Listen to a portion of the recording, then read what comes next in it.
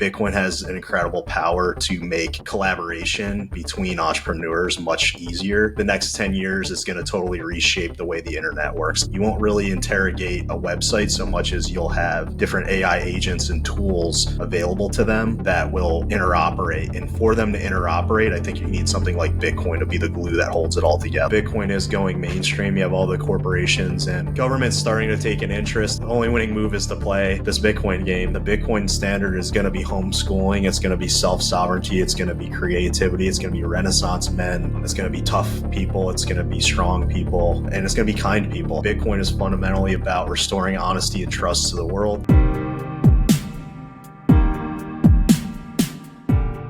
I love how you described Bitcoin. You said it's the medium of exchange for robots. I love that. Yeah, I think we're about to go through a huge explosion of two exponential technologies.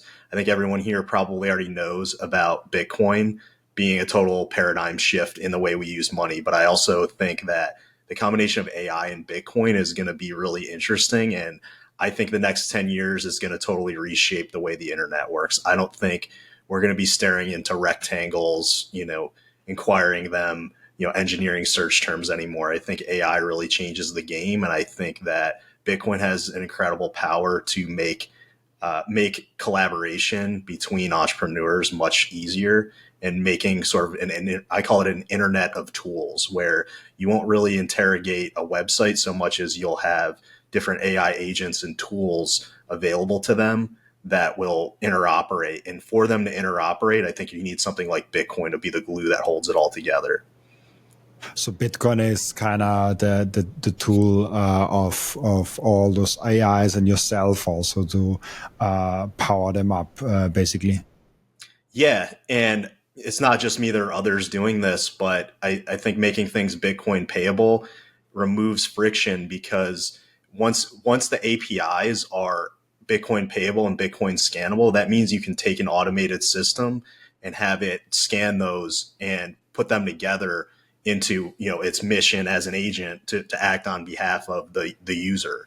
So this is a new paradigm, because the way APIs have worked in the past is you have to go set up an API key, do evaluation, do all this stuff, put in all this engineering effort, and that is a massive frictional barrier. I think the future is going to be all of these tools that are scannable and payable by Bitcoin, and you'll be able to combine them in different ways. So that's why our company is called Cascader.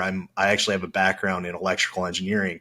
When you cascade two circuits together, you're combining their effects to make an even better effect. So you could think of like a guitar amplifier, where you have all of these different effects that you can put together, and that's different circuits cascaded together. In the same way, I think you're going to see the internet evolve in this way. AI agents and Bitcoin payable services evolve in this way. And so we've built a bunch of prototypes at Cascader. We're really happy about it, and the interoperability is just incredible. But also just the things it does for privacy, and just for proliferating our values of privacy, liberty, and human flourishing into the future. Interesting. Do you also think that AI is kind of amplifying the Bitcoin adoption?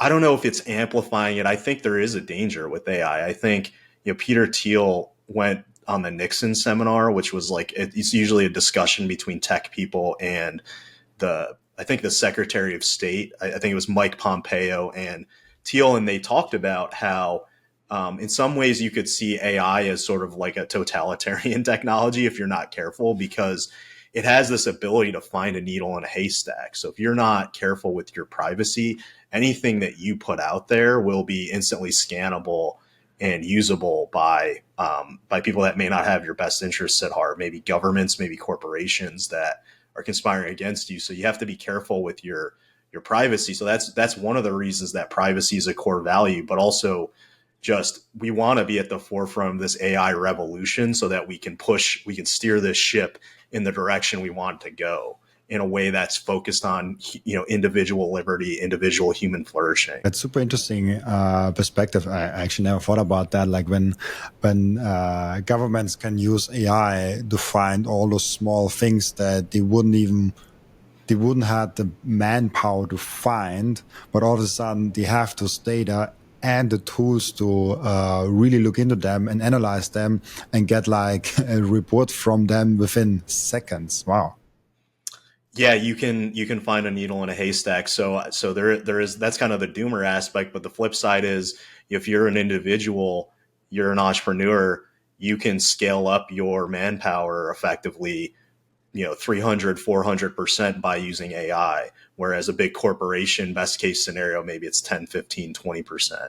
It's not always as powerful, but I think really the big fuel for all of this is the underlying data. So getting the data and making them open source. And I'm really proud of what Zuckerberg did. I know that he just made a big announcement, but I think what he did with making sources open, models open source is really important for I think for humanity itself, because the alternative is to just have all these big companies with all the best AI systems. So shout out to Zuck for having the foresight and possibly also just doing it out of competitive selfishness. But either way, he might have saved humanity with that one simple move.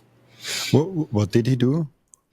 So he released the Olama models. So these were all internal Facebook models. So he kind of saw where the puck was going and realized that OpenAI, Google, and Amazon, but especially OpenAI, were starting to get a lot of traction with their LLM technologies. So he decided to open source at least certain models. I'm sure they have more stuff, but he open sourced the Llama models and some of the other models, and people were able to take those and tweak those. And now you have a whole community of people on sites like Hugging Face that tweak those or make new ones, or they take them and they make them uncensored even. And I think that was just really important for open source and for to level the playing field. And I suspect that Zuck just did it out of sort of scorched earth competitive analysis, that he wasn't going to be able to leap over them, but maybe he can throw sand in their gears. So whatever the reason is that he did it, I'm glad he did. And we should be happy about that, and we should embrace these tools and use them. Why is for people that are not tech savvy, why is open source in general so important, and maybe also specific for AI? Yeah, I mean, I think as Bitcoiners, we understand Bitcoin is open source. And the reason why that's important is because all it takes is one line of code to completely ruin everything, right? So if it's not auditable, if you can't check what's called the checksum, you can't check the fingerprint to make sure, yep, this is the code that it says it is, and it's running exactly the way I want it to. It's kind of like having a car that you can't fix, or having certain aspects hidden. So if there's one line of spyware, if there's one line of malware in a piece of software, that can ruin everything pretty easily. So with these open source models, what they do is they give entrepreneurs like you and me the opportunity to run them. We were able to audit, what the weights are and what everything is. So it has two effects. The first is that you can audit it, so it's transparent.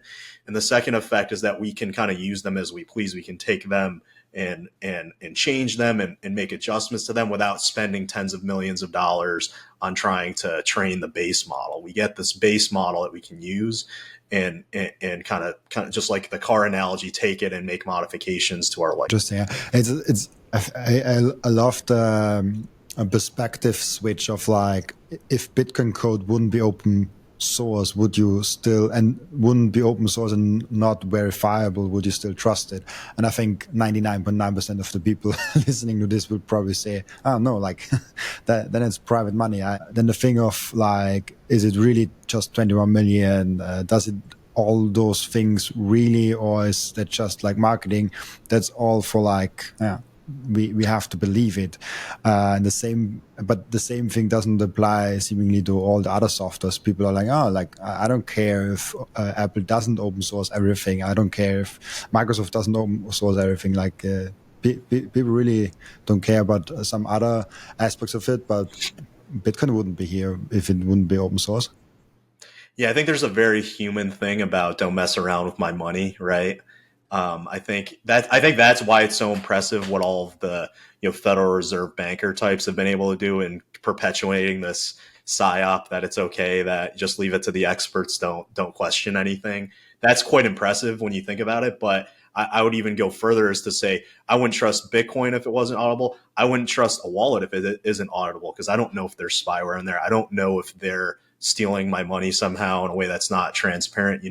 And that presents a challenge for a lot of entrepreneurs, because if you're going to go make a wallet, now you have to make it open source. Well, that means that at any point somebody could fork it potentially and steal your thunder. And we've seen that happen with other entrepreneurs with some of like the cold, even the cold storage wallets. It's hard to completely trust the cold storage wallet that isn't auditable, because they might, even if they're not malicious, they might have made a mistake and you don't know about it. So it's there's a lot of effects. It kind of flips everything on its head. In a weird way, it's there's almost nothing more libertarian than that, but there's also nothing more communist than just letting the whole world see your code. But I think in a way it's beautiful. It's a unique paradigm that I actually wasn't that familiar with till I started getting involved in the Bitcoin community. I started to appreciate more and more how important open source can be.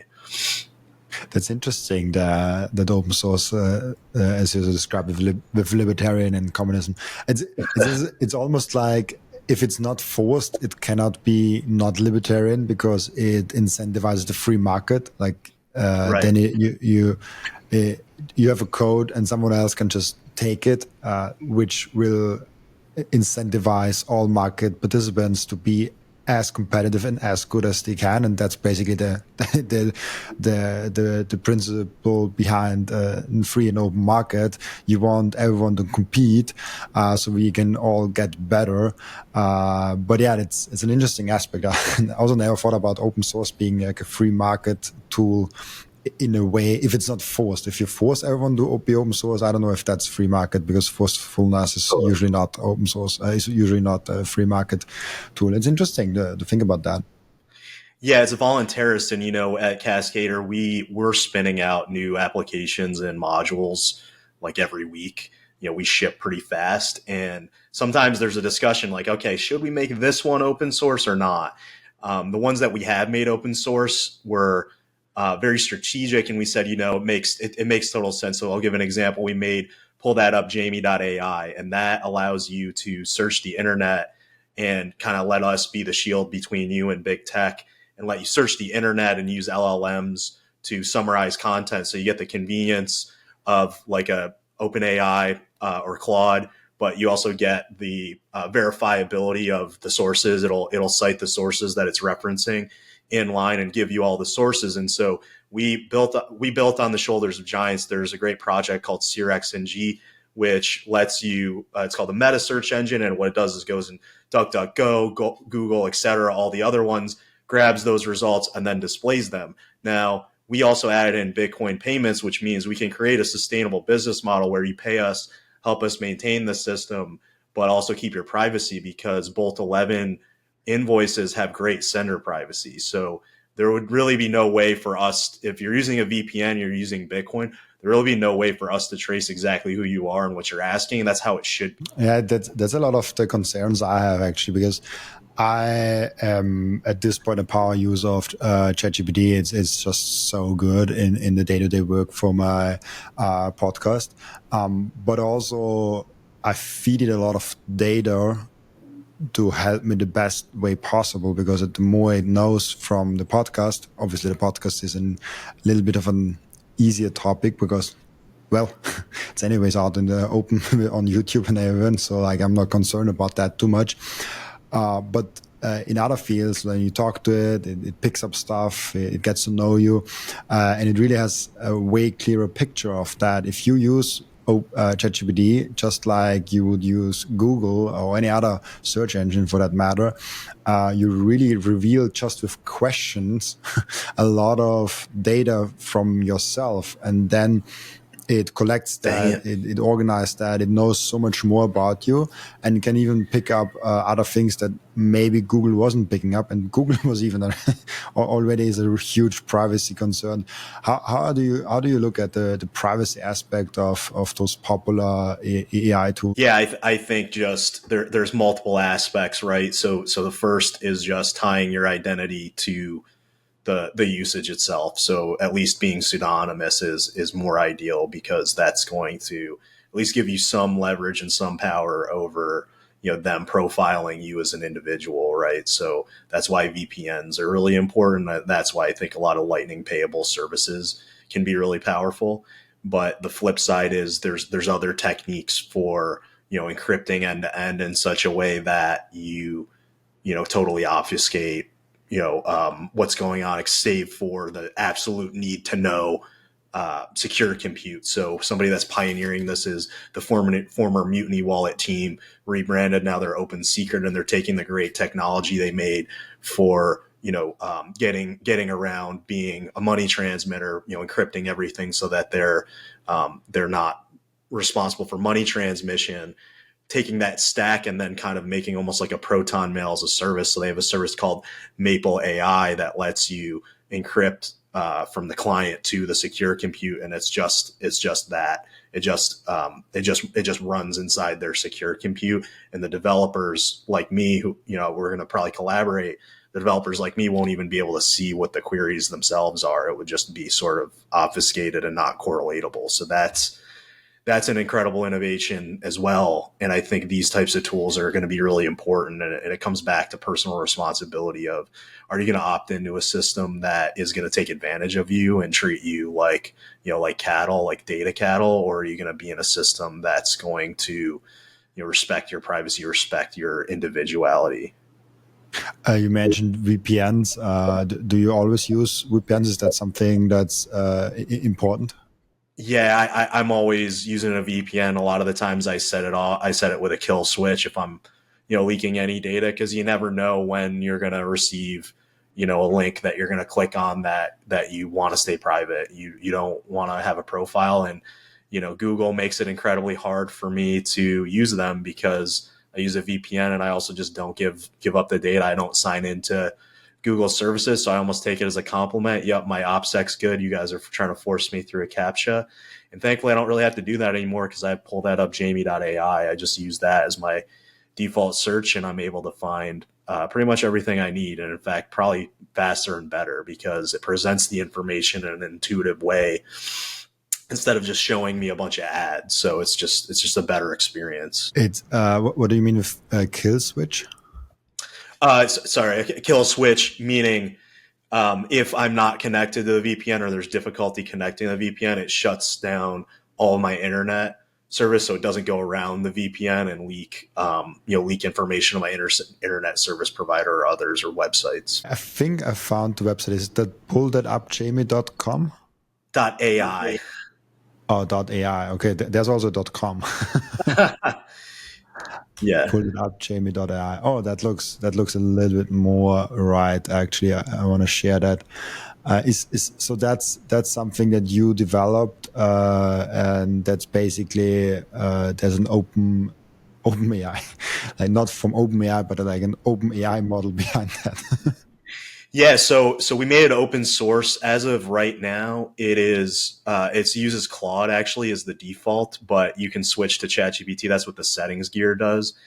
In the future, we're going to collaborate with people like the former Mutiny team and set up their LLM, which is Maple, that runs, if I'm not mistaken, runs Olama 3.1 in a secure compute environment. So you kind of get the best of all worlds. So that would be our preference. So we're going to keep evolving this and making it better. And another announcement, that we're going to have in the next couple of days is we're releasing the beta of our podcast search. So we have a very fast podcast search algorithm. I actually have a bunch of Rob and Seyr podcasts in there, so I was actually able to research and look at the types of things that you're interested in speaking about. I listen to the show regularly, but it was cool to see how I could pull out specific clips and then get like a shareable clip that has the deep link inside it. So you just click the share button, send it to your friend and you can dump them directly in the podcast exactly where you want them to be. And so I find that super helpful as a podcast aficionado, being able to find things fast and share just the need to know the most important parts with my friends, and even make notes on important developments. Wait, and that is that tool, or was it something else now? So it's not live yet, but I'll let you guys know as soon as it's live. But it's very fast. We use state of the art techniques to surface fast, and you can ask. It's using the flexibility of LLM type technology to quickly search and find the intent behind what you're trying to say. In other words, you could search a word that isn't necessarily a direct match, but but it's understood that the meaning is close.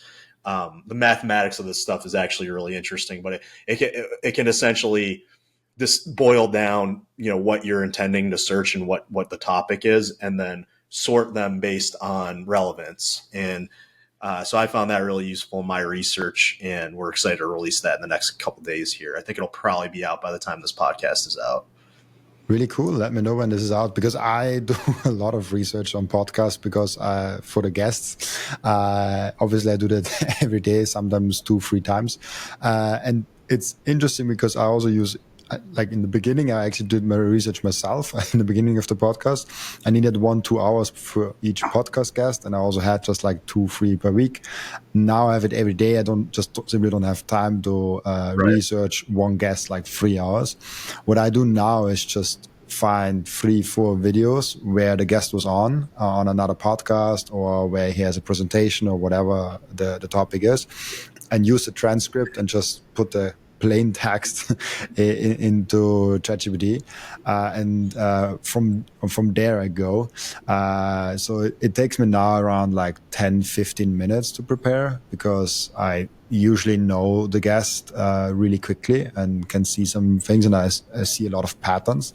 But it would be even cooler if I just say like research Jim, and he pulls all the things up, and maybe shows me like, oh, see here, there are 4 30 seconds clips. You might want to look at it because here he says something really interesting. That would be really cool, and I think it would be even a nice thing, definitely for me to have to do research for the podcast, and one less thing where I have to use ChatGPT for that. Yeah, it's meant to be your research assistant. It's meant to bring you on the level of Joe Rogan, who has infinite resources. That's what we call it. Pull that up, Jamie. And there are other podcasters that we've worked with, like for example, Brandon from Green Candle Investments. He does a live stream every day, as you're talking about. It's a complete grind and arms race to keep putting out high quality content like what he does every day. And he uses Pull That Up, Jamie, to research the different macro topics he wants to discuss, and quickly and easily surface good content, good articles, good themes for what he wants to talk about in the live stream. So similar use case to you. So I encourage you to also check out Pull That Up, Jamie.a. I think you'll be impressed. Really cool. What role does because Bitcoin is probably not the best layer for AIs, especially for AI payments. You probably need like a Lightning, or maybe even like a layer above, to make like those micro payments from machine to machine. What role do you think layer 2 and Lightning plays with AI, or is that you meant Lightning anyways when you talked about Bitcoin? Yeah, when I'm talking about Bitcoin, I am talking about Lightning. So we use the Bitcoin Connect module created by the Albi team. So they did a really good job making it really simple and easy for buyers of services like yourself to just click a button and hook up your Nostr wallet connection. I typically say Bitcoin micropayments because I think this is going to keep evolving. We don't know if Lightning is the final thing. I'm very impressed by Lightning, but there are issues with it that makes onboarding difficult, especially if you're just a normie that's sitting on zero. It is challenging.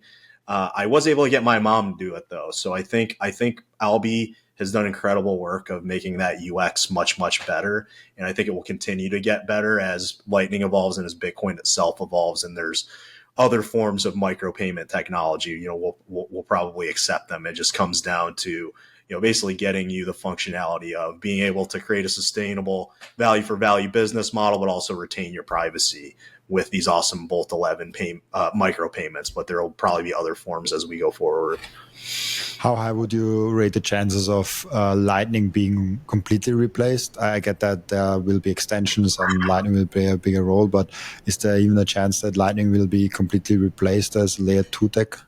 I think Lightning in its current form, exactly as it is today, there's near 100% chance. And I think there's a lot of people looking into other technologies like superscalar and multi-party channels. I think that could vastly improve things. And if that's the case, then it is still Lightning, but it's a pretty big facelift for Lightning. And from that point, I don't know, maybe 50-50. I know that the ARC guys are working really hard on creating an alternative, or maybe even a subnet of Lightning that makes it even easier to use. I don't work a lot in that space per se. I'm not developing the Rails. I'm using the Rails.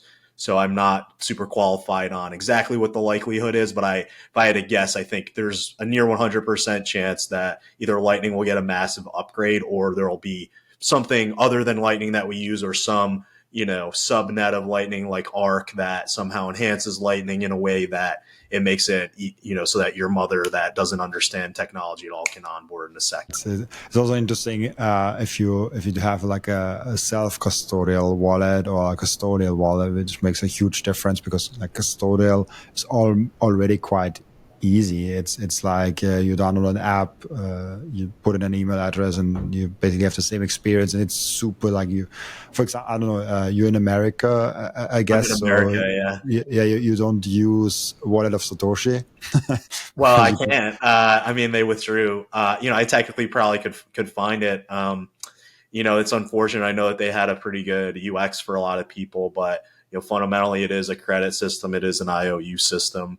I do like to see people move towards non-custodial solutions. I think the Phoenix team has done a really good job. I think that the Albi team has done a really good job. Really the main pain point is if someone's on zero, they got to get Bitcoin first, then they got to open a Lightning channel somehow.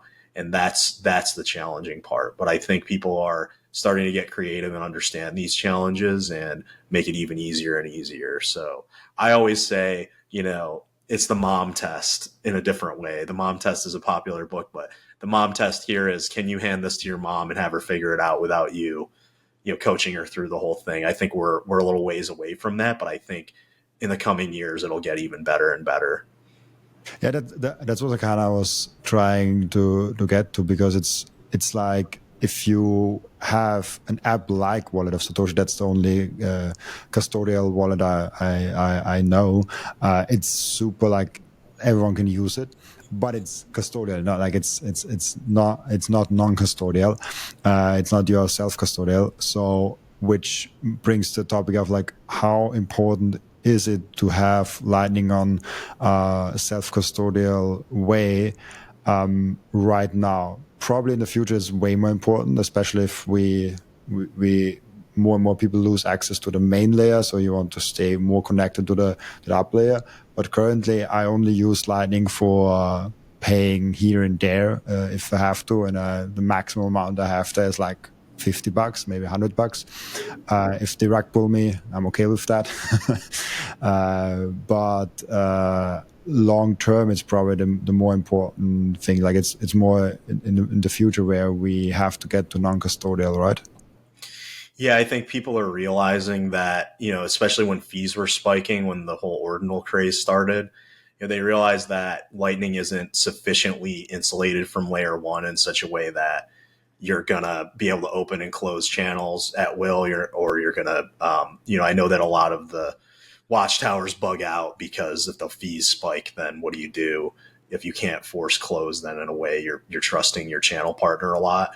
So I think we need to keep staying creative. That's why I'm more open than some others maybe to solutions like Arc and other types of solutions that take the great parts of Bitcoin and reconfigure the trade-offs a little bit so that maybe there's it seems like there's kind of a diametric opposition sometimes between convenience and sovereignty.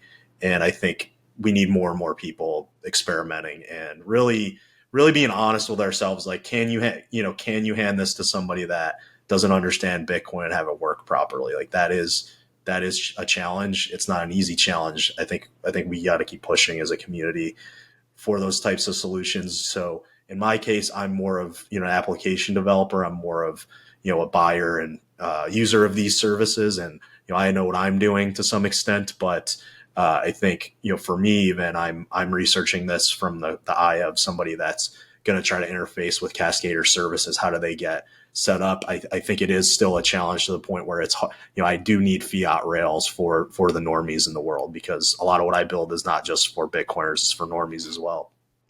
But I do try to consider the Bitcoiners and figure out, how to make the best possible experience for them as well. I partnered up with Coin Vigilante. This is the most beautiful Bitcoin timepiece that I ever saw created by anyone. Look at that beauty. I love it so much. Coin Vigilante made a perfect Bitcoin watch. That's the perfect, subtle, elegant way to go out there and show that you are a Bitcoiner. And that watch brand is Bitcoin only. And Coin Vigilante just dropped a completely new and amazing Genesis edition of their watch collections. You have the date of the first ever mined Bitcoin block in there, and of course also the block height and which epoch we are currently in. I love the level of detail they put in this masterpiece. And make sure to check out those amazing Coin Vigilante timepieces down in the descriptions. I love those watches so much. If you watch or listen to my podcast on a regular basis, I guess you already bought some Bitcoin. And now the most important step is to keep the Bitcoin. Keep them secure in a hardware wallet. My personal recommendation for hardware wallet is the BitBox. It's super secure. It's simple to set up. It's also a perfect gift for a friend who has still their Bitcoin on an exchange. And you can get a 5% discount with the code Robin at the checkout. Visit bitbox.swiss/Robin to get your BitBox. And the next step is to really level up your sovereignty as an individual.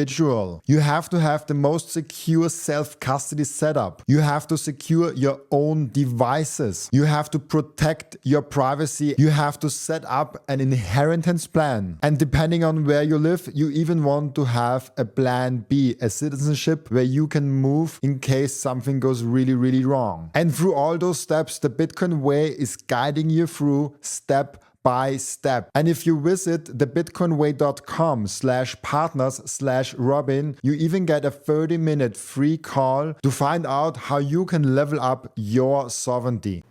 I believe really big time into the positive development that Bitcoin community will bring to the scaling of Bitcoin, because it's essential to the Bitcoin future that we can also spend it.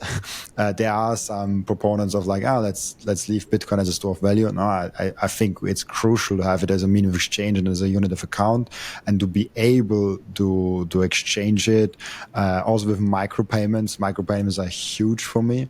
How do you see micropayments changing the world if we all of a sudden can pay for Netflix per hour that we watch or something like that? So like, how do you see micropayments maybe changing the way our society or especially our economics could work, and moving away from maybe this monthly subscription model that's kind of everywhere now? Yeah, I think it makes the economics much different and probably much more fair and lower cost. So as you point out, if you just pay per call, which is what Cascader does, then a lot of the times you'll end up spending less and you'll pay for what you use. And so it's more of a fair value for value exchange. So that's on the buy side. And then on the sell side, it's really interesting because now, no matter where you are, whether, I'm in the United States, but if you're in India, if you're in Africa, I can collaborate with you. I can just show you my docs, say, hey, this is how you set up a service. Go ahead and run it. And we'll, route inbound to you. We'll route, business to you. And now on the sell side, that makes entrepreneurship so much easier. And I think that is essential for ensuring that AI knowledge and AI systems and competence decentralizes, and that we have good array of all the talents that the world has to offer, not just where you happen to be born, whether or not you happen to be able to get a good credit card or bank account. It's finally a fair system that includes everyone that basically has access to the internet. Yeah, and that's how it should be. And even outside, there's how is it called, Machankura or something like that in Africa that allows you to use the messages to buy and sell Bitcoin and receive it. I mean, obviously, you trust them then, but yeah, it's even Yeah, is that possible. Are you talking about M-Pesa? I think that's what you're talking about. I I I heard I think that's Machankura. what it's called. Yeah, and the whole it's funny, the whole banking system in Africa, as many have pointed out, has remnants of the colonial order. It makes it harder for them to trade. So I think that's absolutely ridiculous. I think humans have a right to trade with one another, obviously, as long as it's within certain bounds. But I think that's pretty egregious violation of their rights, and that is keeping them down. And I don't want to see that. I want to see everybody move forward and prosper. So I think that Bitcoin is hope. Bitcoin is a beautiful opportunity for us to all collaborate and move towards a paradigm where we're all winning and not just cutting each other down.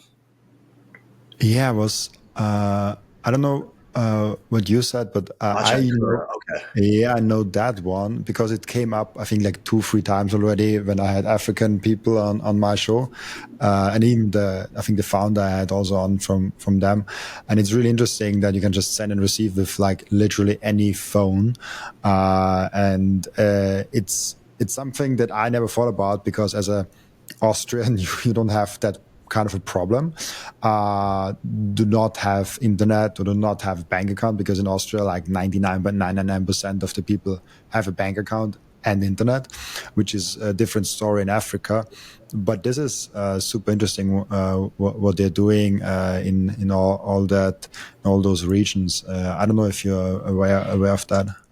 No, I didn't know about this particular one. I've heard of like M-Pesa or others that I think are probably like this, where they use telecoms to facilitate Bitcoin transactions. That's amazing. That's an example of that's pretty cypherpunk. That's the direction we should be going in. So I applaud those people.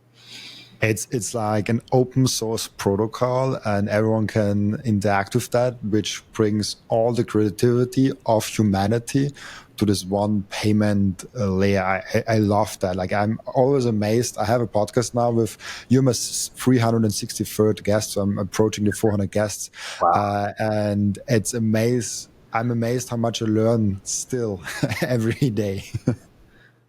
Yeah, that's amazing. I think that's the other cool thing about Bitcoin is it is like a Rorschach block. We all see something different in our own individual way that calls to us, and we're able to contribute something different, even if it's just a new thought or a new idea about what this technology means. I think that's one of the more beautiful things about Bitcoin. Absolutely. Where would you say are we currently in the adoption phase? I mean, there's a lot of talks about the strategic Bitcoin reserve in America. You're an American. There's a lot of talks about MicroStrategy, a lot of the companies coming in. But I also really love that we have so much developments in the code base, and there's so much developments with like layer technologies and things like Machankura on top of it. Are we kind of like close to a big moment like we had maybe compared to the .com bubble? I mean, the bubble is maybe not the best comparison, but an event where the developments drastically all of a sudden go faster than they're used from adoption, like many people come into the scene, or do you see like this slower growth of Bitcoin?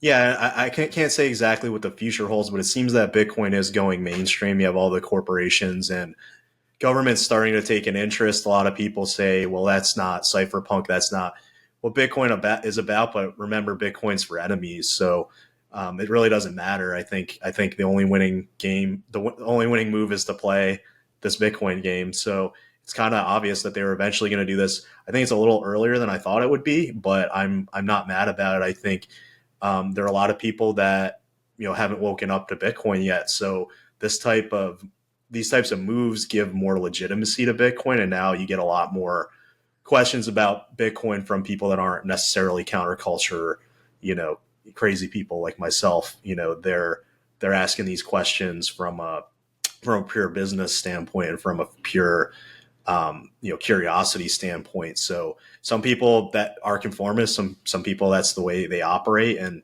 that's not the worst thing. But I think that what happened in the election with Bitcoin is pretty amazing. You have a Bitcoin president that's openly supporting Bitcoin. We'll see if he follows through with any of his promises. I'm not necessarily holding my breath, but I think that's a good thing for Bitcoiners because the alternative was pretty dire in my eyes. I think a lot of the stuff that was happening with the Telegram CEO getting arrested, the Samurai devs, et cetera, that was a massive assault on our First Amendment rights on Bernstein versus U.S. And I think it's very important that, while we have friendly administrations, that we reclaim this territory and say, no, we are still a free people and we don't allow this type of tyranny. So I think that was incredibly important. But I also take the flip side of, we could get rug pulled. Who knows what happens? There could be an attack on Bitcoin, and I don't think we should be getting too comfortable. I think we have to understand that this is a movement more than it is just a get rich quick scheme. It's not a number go up is nice, but don't get too used to it is kind of the way I think about it. Yeah, we have to stay vigilant. And are you concerned that we focus too much on number go up and not freedom go up? I think people that have been in this for long enough, I think they understand enough that it's not just number go up, but I think everyone falls susceptible to it. I think, especially if you're all in on Bitcoin, you're lying if you're saying that your net worth increasing 4x in the last couple of years doesn't affect you at all. I think it does affect you. I think you got to stay hard, though. I think you got to stay hard and stay principled to what this is about, because fundamentally this is a fight for honesty. This is a fight for liberty. This is a fight for the future of humanity, for prosperity. You mentioned rug pull. How does this rug pull? How would you imagine this rug pull looking like if the American government now comes into the game? We have obviously BlackRock into the game with a lot of Bitcoin already. I'm impressed how many Bitcoin they were able to accumulate. I was surprised how fast this goes. What do you mean with rug pull? Yeah, I don't know exactly the way it would take shape. Some people have discussed the possibility of a fork where, BlackRock tries to change the supply or otherwise mess with the core code. Now, there's a flip side of that is there might be a significant cost to that. And there's probably enough hodlers, at least right now, to at least preempt the worst case scenarios. But I guess, no matter what, I think there might be a fight for the future of Bitcoin, and Bitcoiners have to be comfortable with the fact that might mean a pretty big drawdown in the meantime. So we shouldn't be. That's kind of what I mean by don't get too comfortable, because I think there's a possibility that something like that takes place, and you got to stick to your guns, because the alternative is that you totally, get subjugated. Could it be something similar than we had 2017 with the block size wars, where a lot of the industry were going towards bigger blocks? Yeah, it could definitely be something like that. Now, how that shakes out, I ideally would think that we win that out, the principled Bitcoiners. But, sentiment is a crazy thing when, and you got to keep in mind that the U.S. government, probably a lot of Wall Street, are masters of psyops. So you have to be aware of that, of what you're up against, and make sure that we're educating, especially new individuals that are coming in, that really ideally you want to have self-custody Bitcoin if you can afford it, if you can manage it. And I think there's a lot of great companies that have been doing that, especially like Unchained does a phenomenal job of educating people of what they're actually buying, how to actually take care of it responsibly, how to actually understand what its value proposition is, and all the other little tidbits that go into becoming a real Bitcoiner. Self-custody is an interesting topic. I am one of the rare Bitcoiners who have self-custody since day one. Like, I didn't understand Bitcoin. I kind of thought it's a scam, but I wanted to have it to investigate. So I wanted to also buy self-custody on day one. So I had self-custody since I thought Bitcoin is a scam. Obviously, I came a long way here, but most people need a long time to self custody. I was even on some conferences where people ask in the big crowd on Bitcoin conferences on a big crowd like, "Oh, how many of you are in self custody?" And like 50% say no. Like I'm surprised on how many people don't self custody. They rather have some on exchange, some on MicroStrategy stocks, some ETFs. So like I'm surprised honestly by how niche self custody is out. And community question on my YouTube community, and I push self custody heavily, except my watch sponsor. All of them are around the topic of self custody, like a hardware wallet and the Bitcoin way with the services they provide.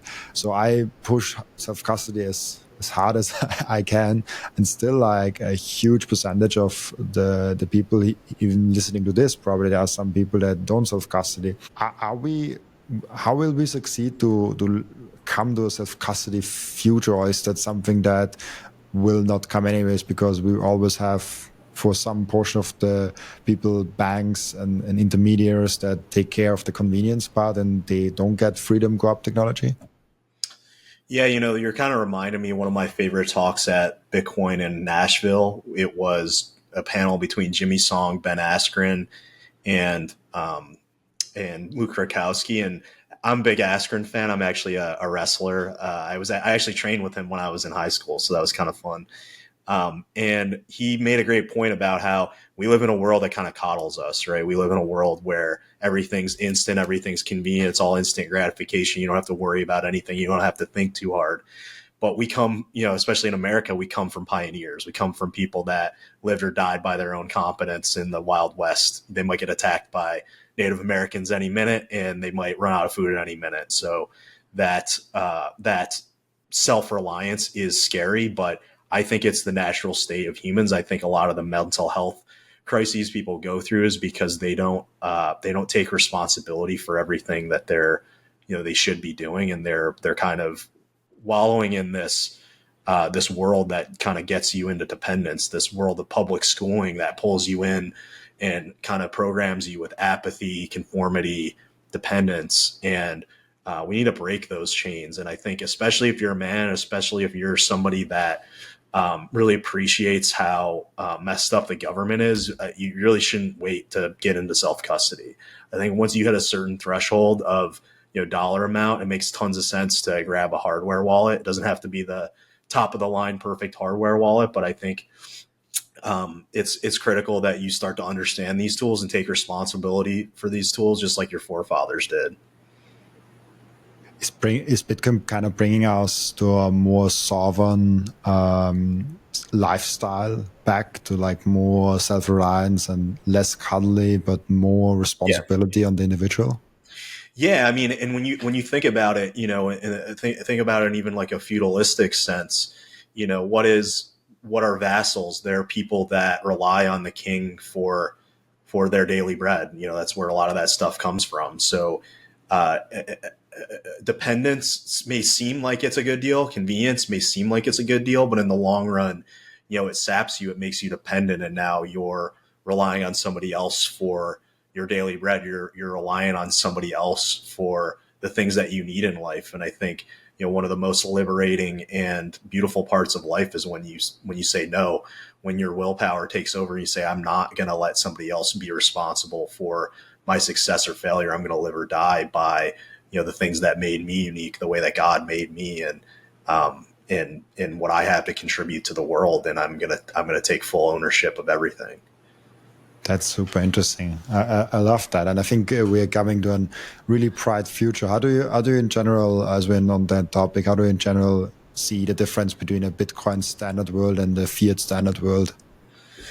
Yeah, I've actually thought about, maybe somebody should write a sci-fi book. I'm too busy trying to make the sci-fi reality happen. But I think about this, there's probably going to be factions that are fiat. There are factions that are going to be Bitcoin. And I think that in the long run, it's going to almost bifurcate the species into two different species. You almost start to look like the Time Machine by, is that H.G. Wells, where you have these different species that evolve out of humans. And I think that the Bitcoin standard is going to be, it's going to be homeschooling, it's going to be self-sovereignty, it's going to be creativity, it's going to be Renaissance men, it's going to be tough people, it's going to be strong people, and it's going to be kind people, hopefully, because when you have a low time preference, it brings out the best in you, it brings out your higher self in a lot of ways. And I think the alternative is to live in the pod and eat the bugs and, be manipulated and hear propaganda every waking minute, basically live in 1984, but probably even worse than what we can imagine. And, get, cyber implants or whatever else they make you get, and, basically be a vassal, which is, worse than hell. And in a lot of ways, this, to me, this is a God mission, because I don't think we're meant to live that way. I think God imbued us with this dignity that can't be violated, and that's why I'm such a big proponent of the Bill of Rights and other civil liberties, and of privacy and self sovereignty, human flourishing. Absolutely, and I always think about, when I talk about those things, about Matrix, the movie. It's a perfect anecdote where you have people that love the convenience so much, they rather are staying there, but then you have the brave people that also go to like, I want to be free, I want that, and I'm willing to fight that, and I'm even willing to trade that for maybe a little bit more inconvenient life, a little bit more rough life. But the freedom and the self-sovereignty and the responsibility is so much more worth than any convenience I can ever get. And I know at the end of the day, it's the decision that is more true to me. And I love that a lot. That's really amazing. That's why I cannot look at Matrix. I always, when I look at that movie for 30 minutes, I go so motivated and go stand up and work more. Yeah, I think every day we're faced with sort of micro choices of, do we accept the comforting lie, or do we take the hard truth? And I think if we're being honest with ourselves, we're not always picking, the hard truth. And I think it just comes down to a matter of, how often are you able to do that, and are you able to keep it real and keep moving forward and keep taking the low time preference approach of making the better choice and the more realistic choice over time. One of the books that I've read recently that I really enjoyed was The 50th Law by Robert Greene. So if you're familiar with Robert Greene, he wrote the 48 Laws of Power. He draws from a very deep well of historical knowledge and understanding how all these social dynamics work. And he uses them to kind of illustrate, psychological effects and social dynamics in a way that's, I think, really insightful. I don't think he's always right about everything, as no one typically is, but he collaborated with 50 Cent, which you look at 50 Cent, you say, oh, he's a degenerate, he parties, he's a gambler, he was a drug dealer, etc. You got to appreciate the guy. What his parent, both his parents were gone when he was 8 years old. He got raised by his grandparents, who barely had any time for him. So he basically made a choice very early in his life, that these streets are hard, and I'm gonna self-rely. And he chose to be fearless and to have like a, I don't know how you would say it, but just like an intense sense of realism and making the most of what you have. And he was able to do that. And so when you see people like that, even if you don't necessarily agree with every choice they've made, you can appreciate the fact that they're living on a knife's edge, and they're really pushing to be all they can be. And he ended up getting out. It's interesting. I was yesterday at a small meetup with friends who are a little bit into Bitcoin, but not too deep. And one of them was not into Bitcoin, and he brought up an interesting point against Bitcoin, which I thought, like, how can you bring up that against Bitcoin? But he made exactly the point. Isn't it really bad that you can lose all your Bitcoin, that you have all the power, that there is no one watching what your transaction is going and stuff like that? Like, basically all the freedom things that we get from Bitcoin, he brought up as negative. So I'm like, okay, so you want a mom always above you and saying like, oh, son, don't do this transaction. Like at some point you want to grow up, right? It's fine if you're like 8 years old, you need some guidance. you need a mom and a dad in your life, but at some point you should be an adult and think like, oh, like, no, I want responsibility. I want that freedom. I want that responsibility and empowerment for myself, and want to decide, okay, if I make a transaction wrong, there's no way to get it back. It's my responsibility, my decision, and also my power. And with that power comes a lot of more responsibility. And I don't know if most people are ready for that. I feel not.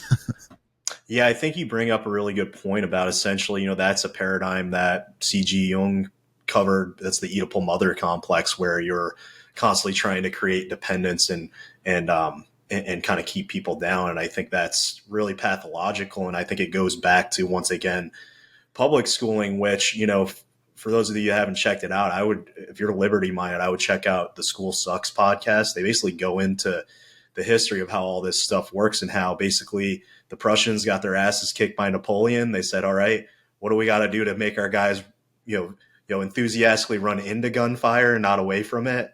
Let's get them when they're 5, and that's where all this comes from. And other governments saw that happen and kind of adopted this model. But I think it creates all these pathologies. I think that, and I probably alluded to it earlier, but the pathologies you get from public schooling, the 4 key lessons are apathy, conformity, obedience, and dependence. And those are, it's basically slave training. So I think that it's incumbent on us as Bitcoiners and as free people to fight those trends and to debate those topics, as you, I'm sure, did with your friend. I think this need for, mother watching over you at all times is pathological. Excuse me, is pathological. But so is the flip, the flip side of just being a total lone wolf is probably pathological too. I think there's a happy medium where you have a community around you that you support and that mutually supports you, but not completely relying on, the government, which is a pretty impersonal way of doing that. Governments around the world have kind of done a good job of subverting communities, of subverting faith, and creating this, atomized society that's ripe for the taking. And so that's why, religion, community, et cetera, is always an enemy of, totalitarian regimes. So when I hear things like that, it makes me nervous, but also at the same time, not to hate on Europe too much, but I think there's a much more collectivist bent in Europe, and that's something that we need to fight against. I'm hopeful that we're able to lead the way and show, how a sensible form of individualism and prosperity can influence things for the better. But I am nervous when I hear stuff like that from Europeans that are just totally drinking the Kool-Aid of collectivism. I hear you. I love that about America, and it's unfortunate, but I feel like actually there's a big shift. I feel like happening where the political parties and the moods against the European Union, against the all those things that come from that collectivism, from that European thinkings. Also, I think those are kind of getting stronger over time, and I definitely hope that's the case. Like I hope that people are waking up, and yeah, maybe that's just my optimistic, hopeful thinking, but we will see how it shakes up. I definitely try to do my best here in Europe and infiltrate with Bitcoin thinking, with freedom mind thinking. It's also one thing because a lot of people say like, "Oh, why are you still living in the EU?" I'm like, yeah, like if everyone leaves, EU will be a really bad place, and maybe we can turn this beautiful Europe around, because Europe is really beautiful to live. Obviously, like, Europe is great to live, but it's really bad with taxes. It's really bad when you look at from founding a company, when you look at from a mindset perspective and all those things and investments and stuff like that. But yeah, if it's great to live here, we should fix the other things. Otherwise, the other things will also go away long term. So I'm still hopeful for Europe. I'm still here. If I see no more hope, I'm also gone. Like I'm not staying till I die in a place where they don't appreciate the beauty of freedom. If they do, if they're moving in the right direction, I definitely am a big European fan. Yeah, I'm curious what what spurs your confidence, like based on an anecdotal level, like just maybe the types of interactions you're having. One some of the cues in the United States that things were turning around were, you had people that are typically more aligned with the left start to align more with the center right, and you also had just anecdotally like if you walked around with a Trump shirt in 2016, you might get stabbed, but if you walk around with a Trump shirt in 2024, you might get a high five. Like the climate has changed significantly. And so I'm just curious, like on that, like ground, grassroots level, what are you seeing that makes you more hopeful that things are turning around? Actually, quite the same thing. For example, in Austria, I watch politics in Austria really closely because it impacts the policies in Austria, and the policies in Austria impact me personally and my business. So I'm trying to look at that as closely as I can.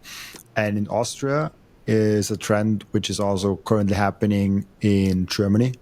Germany has a government that now stepped back. That's why they have a re-election now. And the current government, which is extremely left leaning, they had, when you went into the term, around 60% of all votes. Now they don't even have 30%. All the three parties that are involved in that. I get the numbers are roughly like they are not exact. And now they have re-election because basically the government doesn't have the support of the people anymore. And the right conservative party, AfD, by the way, the AfD leader is now officially, I think, endorsed by Elon Musk also, Oh, okay. which is an interesting thing. There's they made an online conversation on like a few days ago, like 4 or 5 On days ago. Spaces, I think I caught some of that. Yeah. Yeah, that's basically. I mean, her English was pretty bad. I was surprised how bad, but it's okay. It's authentic, I guess. But yeah, that's some of the things where I'm like, okay, that's interesting in Germany. In Austria, I actually have it even a little bit better, I would say, where the right-wing conservative party got the most votes the last election for the first time ever. They never were on top. They were always like a 15-20% party, and now they are almost at 30%. Sometimes in the polls, they are now getting 35%, which is a big thing in Austria because we have 5 parties. So if you get 35%, you are leading with like 10 points or something like that. And if you look at, for example, which parties want lower taxes and which parties want higher taxes, which parties are then elected. If you combine the 3 parties in Austria that want lower taxes, they have a supermajority. They have like 65% now, and actually the other ones only have the other percents like 35%, stuff like that. And those are small hopeful cues that I can get where the right conservative parties, even though I don't agree with everything they're doing, get more. So the parties that argue against a bigger state and want a smaller state. The parties that argue for less taxes, not new taxes and higher taxes, they get more votes. The parties that are speaking up against those mind viruses of let's have like 55 genders and let's fine people if they don't gender right, like you can be whatever you want to be, but don't put it on me. That's not fine, I feel like. And so like those parties, I feel like are, or like it's you can see it in the votes, are getting stronger. And in a lot of ways, Europe is usually a few years behind America with technology, with innovation, but also with politics, actually. So I hope that what's now happening with Bitcoin and freedom in America might also swap over in the next few years to Europe. Again, I'm absolute optimist. I'm always seeing the hopeful things in things. that might be a strength or weakness in me, but I'm aware of it at least. So take it with a grain of salt, take it with however you want to take it. But I do have hope for the things, and I hope that Europe comes to a better conclusion.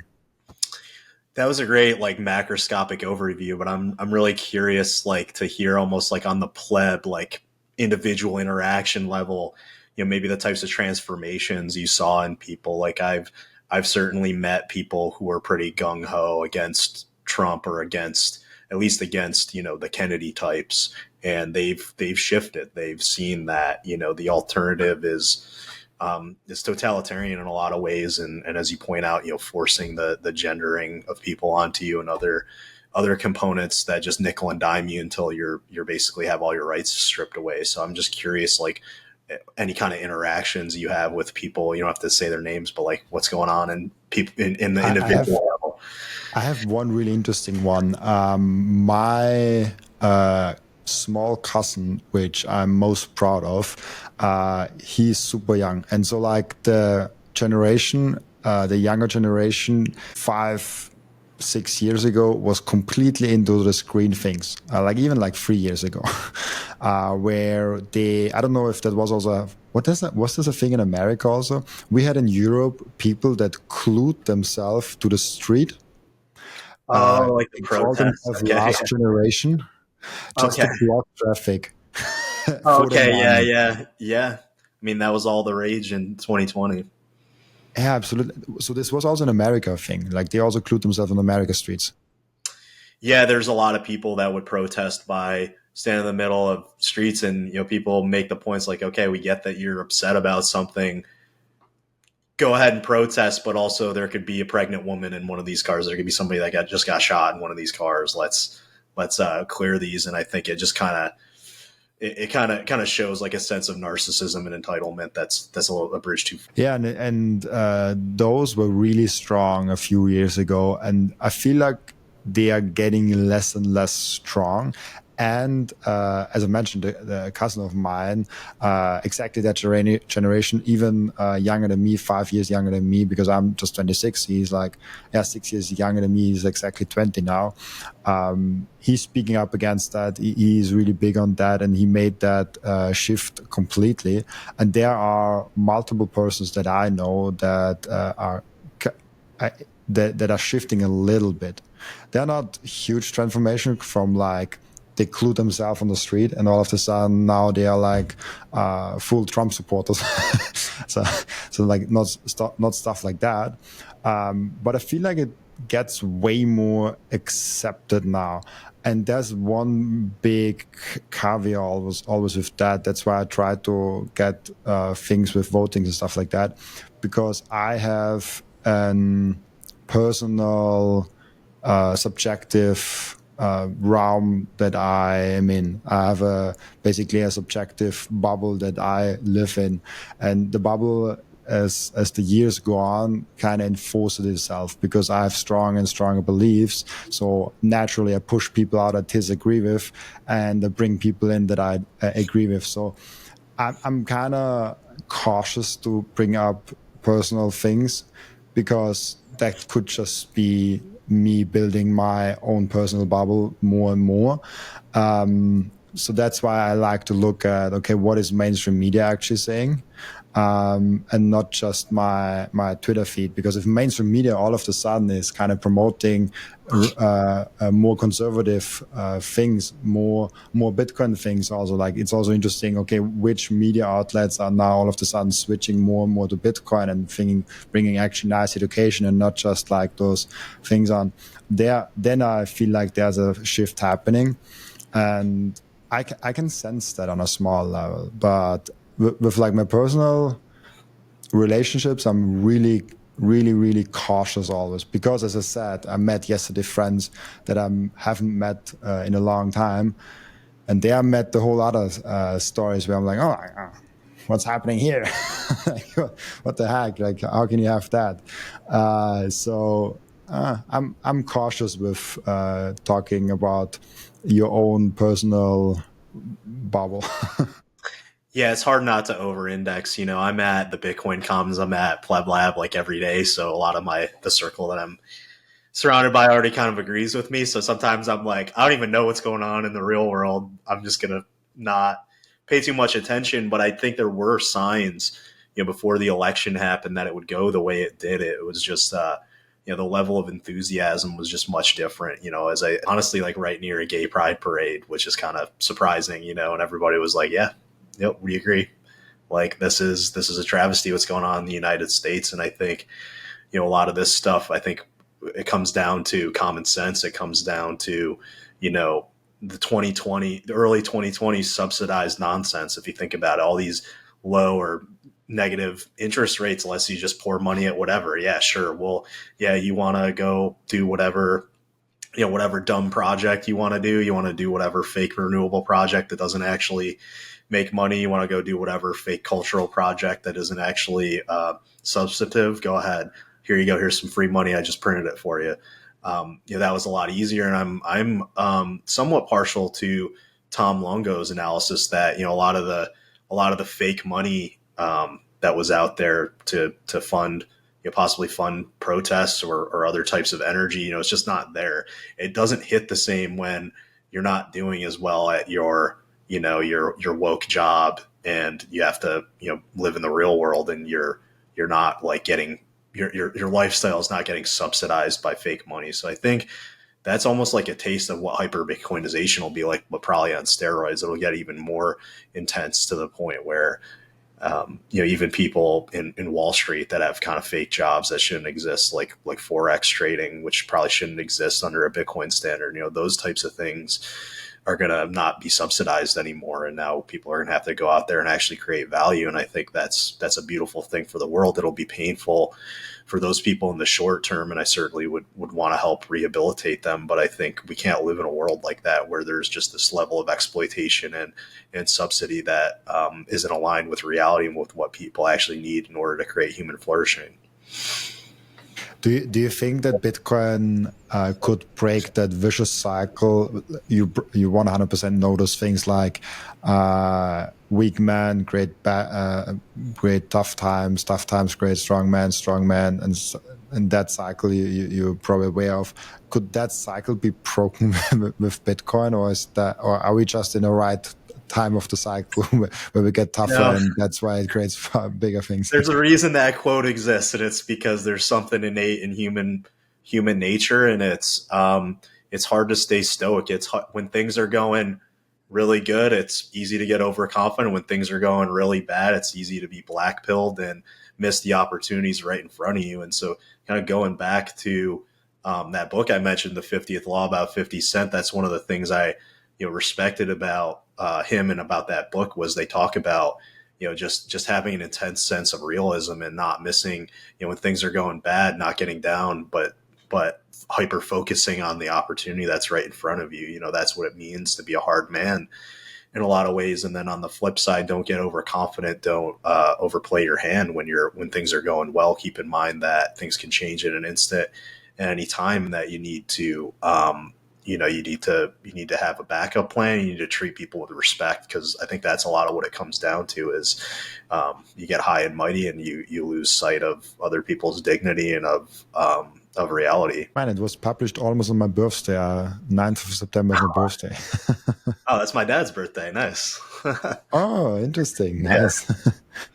You're a Virgo. Just for the 5 people that didn't knew that popular quote, here it is: hard times, great strong man, great good times, great weak man, and weak man, great hard times. It's a good one. I love that one. But yeah, 50th Law also by 50 Cent. I wasn't aware that 50 Cent and Robert Greene wrote a book together. That mix itself makes the book interesting, honestly.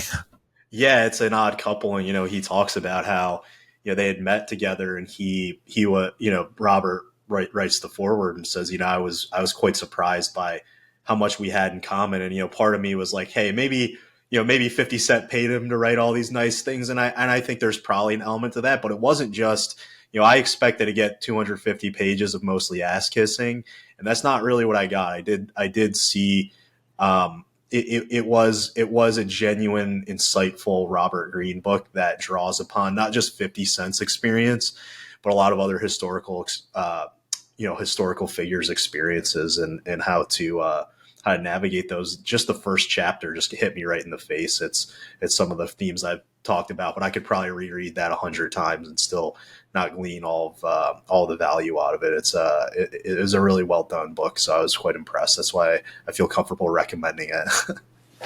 Yeah, I feel like Robert Greene. I mean, I don't know him, but I heard things about him. He doesn't strike me as the person that is easily just paid out. I mean, he also is well off, and I don't know if that could even be the case. Probably, for almost everyone, there's a number. Yeah, and a lot of people have criticized him because they're like, "Oh, look at him, he's a nerd. He's not a conventionally strong man." And maybe some of that's true, but got to tip your hat to him. He wrote a bestseller that took him from basically being a nobody to being like one of the best well recognized authors ever. So that's something. And then the flip side is, I look at the world like this. Some people are like Phil Jackson. Maybe they're not the best performer or player. For those of you that don't know, Phil Jackson was the coach of the Chicago Bulls when they won like 6 championships. He wasn't as good as Michael Jordan, but he was a damn good coach. And some people are like that. Some people, maybe they can't necessarily perform in the same way as what they're espousing, but they still give good advice, and that's why they're a good coach and they're worth listening to. Absolutely, and we already. I hope you have time because we are very close to to the end of it. But one more topic I want to get into. You said in the beginning, and we touched on it a little bit, that you might be paranoid, that because of the security and the privacy of aspect of it. Do you think that we Bitcoiners have like a good reason of that paranoia that we have, that like we have to have like the 3 out of 5 multi-continental self-custody setup? Is that like how do you look at that? Yeah, I think sometimes only the paranoid survive. I think there's a reason for it. I mean, you can't let it eat you inside. I think there's a place for it that has to be checked. But at the same time, Bitcoin is fundamentally about restoring honesty and trust to the world. And that trust has been violated over and over again. We look at the Genesis block, and that's perfect proof of that, right? And so the flip side of that is, evaluating your entire life. Where am I trusting when I should be verifying? One example is what operating system you choose to use for your desktop computer. If you're using Linux, you're more on the verify side. If you're using Mac or especially Windows, you're giving up your sovereignty. Windows, even had to pull back on their whole plan of screenshotting your screen, every X seconds, which I think is egregious violation, right? But then it comes back to health as well. A lot of these concepts that we've taken for granted are being challenged. I'm actually sitting across. I live across the street from this place called the Sapien Center, which is pretty big on a lot of the health sovereignty stuff in terms of carnivore diet. The meat mafia guys spoke there we had a happening party over there, and it was great. It was the whole Bitcoin community, but we had the meat mafia guys talk about how they changed their entire lives by just reevaluating, what if I remove inflammatory stuff from my diet? Well, what's the least inflammatory thing I can do? I can consume red meat. And they found that, gives them a certain, vigor. And if you look at those guys, their health kind of speaks for itself. One of them was able to cure like a digestive problem just by sticking to anti-inflammatory foods like red meats. And also, at that talk, there was Matthew Lyshak, who wrote the book Fiat Food. I don't know if you're familiar with that. He published it under Seyfardine's publishing house, but he basically brings the receipts of all that we were lied to about about nutrition, just for government corruption, corporate profits, and even religious zealot personal gain, and it messed up an entire generation. Go look at a picture of an American at the beach in 1970 versus right now. It's a total it's so that trust has been violated on the diet level. So we got the money level, we got the computer operating system level, we got the diet level. So I would just encourage everybody to just, audit your whole life and just think about, where am I placing undue trust, and where can I do better to, look out for me and my family's well-being. Absolutely. And just want to bring it quickly up. I had Matthew Luziak also on my channel 4 months ago, actually. So that was a really good one. And this was one of my videos where I kind of was disappointed in myself, because I thought it's such a great conversation, and I didn't do a good enough job to promoting it. That's why I got a very low view count for my videos, and I felt bad for me and from Matthew, because I was like, oh, like that video was really good and it deserves more views. So like, if you like that video, like you will like that video also a lot. So just check it out. And that's something I can highly recommend. Matthew is really an interesting guy to listen to, and he really lays it out extremely nicely on how Fiat food is working and how Fiat poisoning our food. And there's a big controversial thing actually with like plant-based versus carnivore in the Bitcoin community. I wasn't aware that the plant-based community within Bitcoin is so big. I met a lot of them even like in person, but there are a lot of things that both communities really combine, that also Matthew speaks towards, like the processed food things. Like everyone can agree that processed food is not good, no matter if it's like a meat or like even worse, and plant-based meat thing, chemical thing, where it looks like a burger, tastes like a burger, but is nothing like a burger.